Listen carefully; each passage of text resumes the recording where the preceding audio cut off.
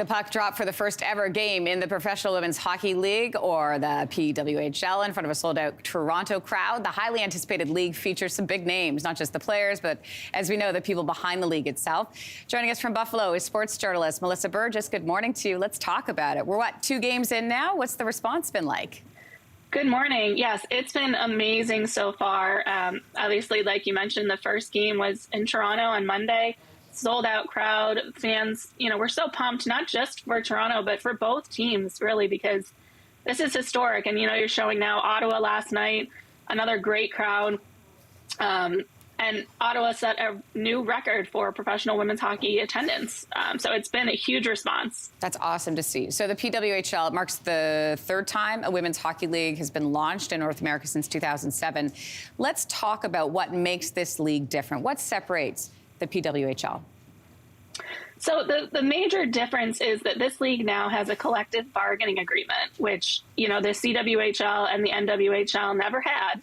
And that's a huge step for these players to, be legally guaranteed their salaries, their travel funds, how they travel on the bus, their meals, things like that.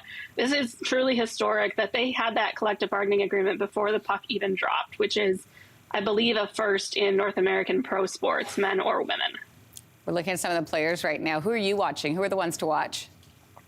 Well, if you watched Monday's game, you will know that New York goalie Corinne Schroeder was absolutely phenomenal. It's nothing surprising. She was great in Quinnipiac when she was in college, but she, had a shutout in the first game on Monday. And even last year when she was playing in the PHF, she was, she broke shutout records and everything. So she's definitely one to watch. Let's talk about how success is going to be measured in this league. What will that look like? What are sort of the markers that we'll be looking for? Yeah, I think attendance over the course of the season will be, something to watch. Obviously, whenever anything is new, it's, new and shiny and exciting, and you're going to get those huge crowds. But they've got to keep that up as the season goes on, and I think that's going to be key. But also, the viewership. There were, something like 16,000 people watching on YouTube yesterday, and I'm sure more watching on, regular television where it was available. So those are really going to be the markers of success for at least this first season in the league. And what role do sort of other leagues play in order to make sure the exposure is there and the access to watch these games is there? Yeah, I think, leagues like the NHL can really help. But even we've seen leagues like the OHL. You saw last night in Ottawa, the 67s have been a great supporter. They're playing in the same barn as PWHL Ottawa. It's their rink. And just, getting this out to people who are already passionate hockey fans and showing them that this is the top-notch women's hockey.